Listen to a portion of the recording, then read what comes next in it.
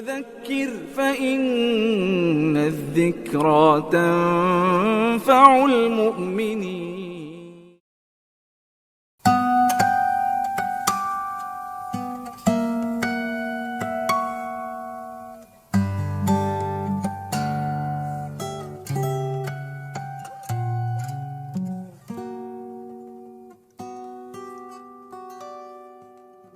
Assalamualaikum warahmatullahi wabarakatuh.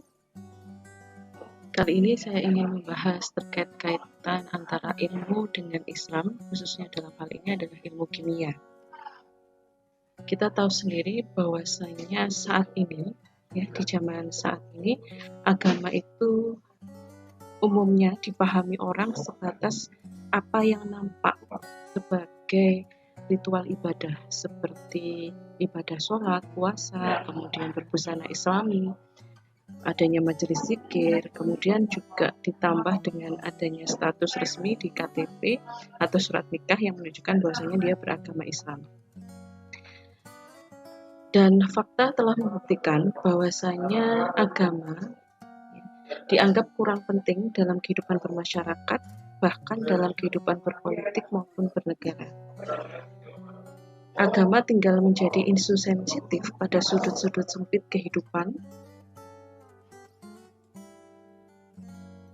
Kemudian hanya dibahas dalam hal kehalalan makanan, halal haram makanan, kemudian soal bagaimana memilih calon suami atau istri, atau bagaimana memilih pemimpin atau pejabat, kemudian ketika akan membangun rumah ibadah.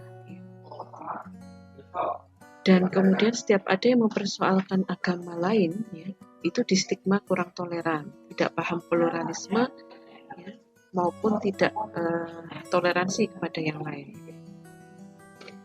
Mereka mengatakan bahwasanya mana agama yang benar itu biar menjadi urusan masing-masing dari individu. Toh masing-masing dari mereka mendogmakan bahwasanya agamanya itu yang paling benar. Memang saat ini sebagian masyarakat masih merasa senang ketika ada tokoh. Ketika ada tokoh, apalagi dia itu selebriti, yang dia memeluk Islam. Contohnya saja Mike Tyson atau Michael Jackson. Namun mereka juga akan kecewa bila saat meninggalnya tokoh mereka itu, upacara pemakamannya itu tidak Islam. Banyak juga orang-orang saat ini yang mengirim anak-anaknya ke sekolah-sekolah Islam, berharap mereka tumbuh menjadi anak yang soleh, sekalipun orang tuanya jauh dari Islam. Tak heran sekarang sekolah-sekolah Islam itu tumbuh seperti jamur di musim hujan, meskipun biayanya itu sangat mahal, dan memang mencari guru agama Islam benar-benar sangat sulit dalam kondisi saat ini. Bahkan kalau di Indonesia, asal lancar baca Quran, sedikit tahu tentang agama, sudah bisa dipanggil ustadz. Ditambah bisa baca kitab Arab gundul, langsung dipanggil kiai. Sekalipun tidak pernah mondok di pesantren. Padahal kalau kita lihat bagaimana kedudukan agama di masa yang pernah sangat jaya-jayanya, dan itu berlangsung sangat lama, selama 13 abad, ketika Islam itu menjadi fondasi way of life dari masyarakatnya, yang itu juga pernah menjadi kiblat atau trend center dari dunia. Ketika zaman keemasan Islam saat itu bukan sekedar hanya dogma atau busana. Islam benar-benar disebarkan dengan rasionalitas dan juga keteladanan. Meskipun dakwah itu dilakukan ke seluruh penjuru dunia dengan adanya dakwah dan jihad, tetapi futuhat yang dilakukan oleh kaum muslimin itu memberikan dampak yang positif, bahkan penduduknya itu banyak yang kemudian memeluk Islam, bukan malah menjajah, tetapi memuliakan penduduknya.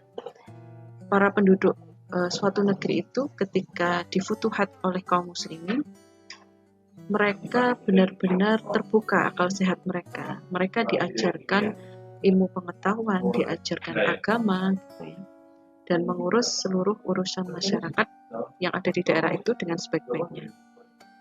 Kalau toh pun mereka masuk Islam, orang-orang yang penduduk yang di Futuhati, maka hak-hak dan kewajiban mereka otomatis sama dengan warga Muslim. Mereka berhak mendapatkan zakat, ya, berhak menikahi wanita muslimah, berhak dipilih dalam jabatan politik ya, ketika mereka mau masuk Islam, dan juga beribadah sebagaimana Muslim, ya, dan kewajiban-kewajiban yang sama seperti seorang Muslim. Sebaliknya, jika mereka lebih memilih bertahan dalam kekufuran, mereka tetap mendapatkan santunan dari negara, sekalipun itu bukan dari zakat. Mereka tetap gitu ya, boleh menjadi pegawai, ya, pegawai administrasi pemerintahan, kemudian juga berhak untuk berbusana sebagaimana agama mereka mengatur, berhak makan dan minum yang dianggap halal oleh agama mereka, berhak beribadah menurut kepercayaan mereka. Kewajiban mereka hanya membayar jizyah dan itu hanya diperuntukkan bagi orang yang kaya. Dan hak-hak mereka sebagai ahlu zimmi di zaman keemasan Islam itu sama seperti kaum muslim. Harta, nyawa, darahnya itu dilindungi. Kalau kita lihat ya, pada masa keemasan Islam yang itu berjalan selama 13 abad lamanya, di dalamnya itu luar biasa, dilahirkan banyak sekali ilmuwan-ilmuwan yang sampai saat ini karyanya itu masih dipakai ya, bahkan oleh universitas-universitas terkenal ya, universitas ternama di Barat. Ya. Kalau kita lihat di sini disampaikan oleh sejarawan Barat, di sini adalah Karen Armstrong. Dia menulis buku Islam A Short History yang diterbitkan di London. Dia mengatakan bahwasanya ilmuwan Muslim itu telah membuat banyak sekali penemuan-penemuan ilmiah ya, selama tahun-tahun keemasan, yang itu jumlahnya ya, itu melebihi daripada yang pernah direkam oleh sejarah. Jadi selama beberapa abad ya keemasan Islam, kaum muslimin penemuan-penemuan mereka itu ternyata melampaui penemuan-penemuan yang dilakukan oleh negara-negara Barat atau Eropa saat itu, ataupun Romawi atau Persia. Jadi dalam jangka kurun waktu ratusan tahun itu penemuan yang ditemukan oleh kaum muslimin itu sangat luar biasa banyaknya. Ini diakui sendiri oleh sejarawan Barat.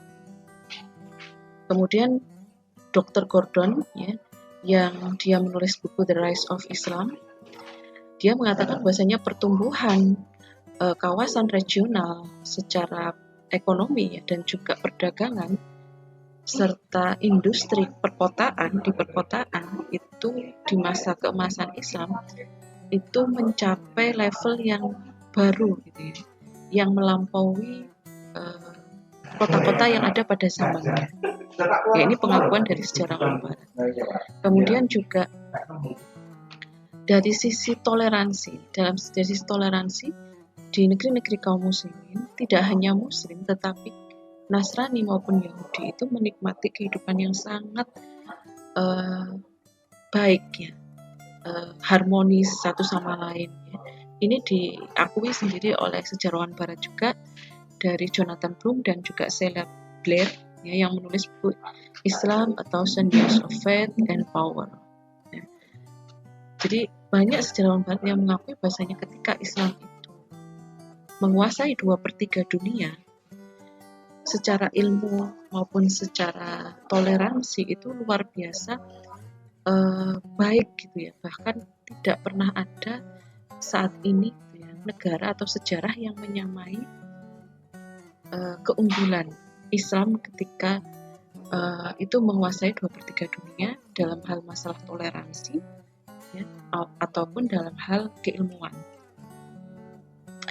Bahkan di bukunya Hourani, Albert Hourani, yang berjudul A History of the Arab Peoples, di situ dikatakan bahwa hubungan antara Muslim dan Yahudi di Spanyol saat itu yang dikuasai oleh Bani Umayyah dan juga dengan orang-orang Nasrani di Baghdad itu sangat dekat hubungannya.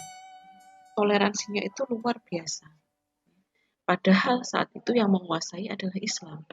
Tidak ada istilahnya وهذا كتاب أنزلناه مبارك فاتبعوه واتقوا لعلكم ترحمون